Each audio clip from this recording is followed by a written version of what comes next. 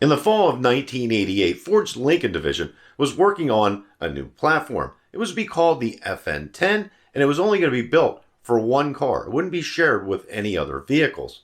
The engine that would power this vehicle was all new as well. It was all aluminum. It was a 4.6 liter. It was going to have double overhead cams, 4 valves per cylinder. Yes, this was Ford's first modular engine. The FN10 would be unveiled to the press in March of 1992 as the 1993 Lincoln Mark VIII. The Mark VIII took aerodynamics to a new extreme. On the interior of the car, the entire cockpit wrapped around the driver. My question is, how would buyers react to the new Mark VIII? In today's video, we'll take a deep look at the Lincoln Mark VIII, and we'll try to answer those questions at the end of the video.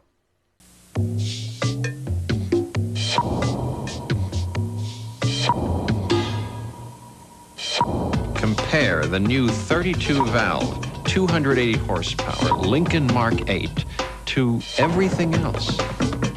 Then you'll understand why, instead of introducing it, we decided to launch it. The new Lincoln Mark VIII, what a luxury car should be. Publicly introduced in November of 1992 as a 1993 model, the Lincoln Mark VIII's FN10 chassis was a revision of Ford's MN12 platform used on the Thunderbird and Mercury Cougar. The Mark VIII was longer and lower than the Mark VII it was replacing. Lincoln added 4 inches of wheelbase to the car, 5 full inches of overall length, and it was 4 inches wider as well. The styling on the Mark VIII was heavily influenced by Aero Dynamics. The front was rounded with no sharp edges. A center chrome grille featured an upper chrome piece that extended across the entire car above the long, thin headlamp buckets and wraparound turn signal / parking lamps. The sides of the car were sculptured inwards towards the center of the car. All the glass was flush mounted, as were the door handles. A thin piece of brightwork began at the car's front bumper cover, continued along the body side molding, and into the car's rear bumper cover. The rear of the car featured a faux tire bump and a thin, full-width tail lamp with a keystone-style trunk key slot cover divider. The center panel contained the car's backup lamps, and side wraparound lamps acted as turn signal lamps. All Mark VIIIs rode on 16-inch cast aluminum wheels with P225 60R16 tires. In another first for the Mark series, the Mark VIII featured 4-wheel independent suspension, utilizing a computer-controlled air suspension that would automatically lower the car almost a full inch at highway speeds in order to increase its aerodynamics. Steering was handled by a speed-sensitive rack and pinion unit, and the stopping power was handled by 4-wheel anti-lock disc brakes. There was only one power plant for the Mark VIII. It was the all-aluminum, 280 horsepower, 4.6 liter, double overhead cam, 4 valve per cylinder V8 that put down 285 pound-feet of torque. This was mated to a 4R70W 4-speed automatic transmission, and the rear axle ratio was a 3.07 to 1. The interior of the Mark VIII wrapped around the driver with the controls in the center stack facing the driver. The seating surfaces were all leather, and the Mark VIII featured airbags and a digital message center as standard. The Mark VIII came with almost every feature Lincoln had to offer.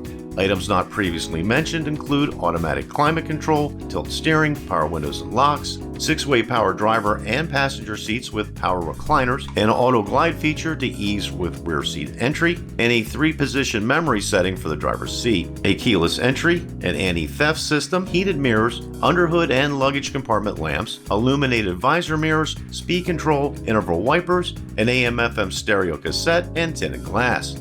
Options included traction control, a console-mounted voice-activated Motorola phone, a trunk-mounted CD changer, a 120-watt JBL audio system with a compact disc player, or 16-inch chrome wheels. The automotive press was very kind to the Mark VIII overall, with Car and Driver stating, "Dynamically, this new Lincoln is a high watermark. Directional stability, handling, steering response, power delivery, noise suppression, passenger comfort, pedal and wheel position are all at or near the top of the class. The George Jetson styling, however, inside and out, is unlikely to look fresh for 9 years, as its predecessor did. Car and Driver's test netted a 0 to 60 time of 6.8 seconds, and they crossed the quarter mile in 15.3 seconds at 94 miles per hour. They recorded a top speed of 130 miles per hour. The American buying public was also enthusiastic about the Mark VIII, with Lincoln dealers delivering 30,889 Mark VIIIs for the 1993 model year. That's more than twice as many marks as the 2 previous years combined. 1994 was a carryover year for the Mark VIII. There were no changes of note. Sales continued to do well, with Lincoln dealers delivering 26,983 Mark VIIIs for the 1994 model year.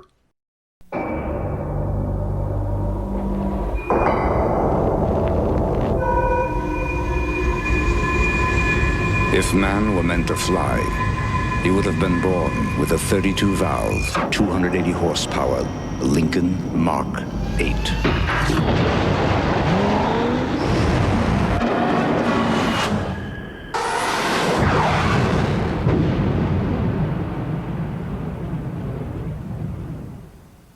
(1995) brings changes to the Mark VIII. Ford rolls out a double-din size stereo, and in mid-year, Lincoln revives the luxury sports coupe or LSC nameplate. The LSC comes with a true dual exhaust, and a retune of the 4.6-liter V8 bumps the horsepower output to 290. The LSC is offered in a monochromatic paint scheme and features its own unique colors, badging, seating surfaces, and floor mats. The Mark VIII LSC is also the first time a domestic manufacturer rolls out HID headlamps. None of this has a positive effect on sales. Lincoln dealers deliver 20,099 Mark VIIIs for the 1995 model year. 1996 is again a carryover year for the Mark VIII with no notable changes. Lincoln dealers continue to see a decline in sales, delivering only 13,357 Mark VIIIs for the 1996 model year.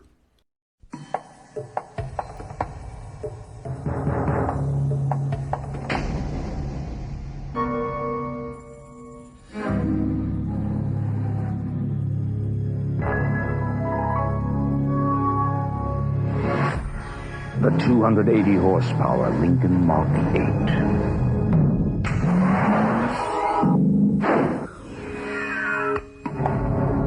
Tempted?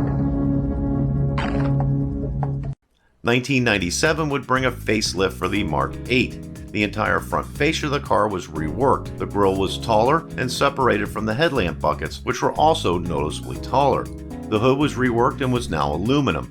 There were changes to the trunk lid as well. The faux rear tire bump was flatter and less pronounced, and Lincoln added a neon bulb as a brake lamp for the center lens. The 4.6-liter V8 loses its distributor as Ford adopts coil packs. HID headlamps, traction control, puddle lights in the mirrors, and a flashing LED turn signal lamp added to the side view mirrors all became standard equipment. The LSC Mark VIII now sports firmer shocks and larger stabilizer bars, as well as chrome wheels. Sales numbers ticked up slightly for the Mark VIII, with Lincoln dealers delivering 16,365 Mark VIIIs for the 1997 model year. 1998 would be a carryover year for the Mark VIII. There were no changes of note. Lincoln dealers deliver 14,357 Mark VIIIs for the 1998 model year, and that would be the end of production for the Mark VIII. The Lincoln Mark VIII ended up being the final luxury car that Ford Motor Company would produce. And I don't think it's any fault of the car itself. I think the market actually shifted on the car. Lincoln started to produce more Navigators. People wanted bigger, luxurious SUVs, more so than luxury coupes. The Mark VIII brought some awesome technology that would pay Ford dividends well into the future. The 4.6-liter modular V8 was something that was the backbone of Ford Motor Company for many, many years and is still in use today. There were also some major flaws with this car. The computer-controlled air suspension system failed almost on every one of these cars at some point. So much so that aftermarket coil replacements are commonplace. I've stated publicly that I'm not a fan of the styling of this car. I think Ford took the Aero look just a little bit too far for me. I would agree with Car and Driver magazine. They said it looked like George Jetson's spaceship.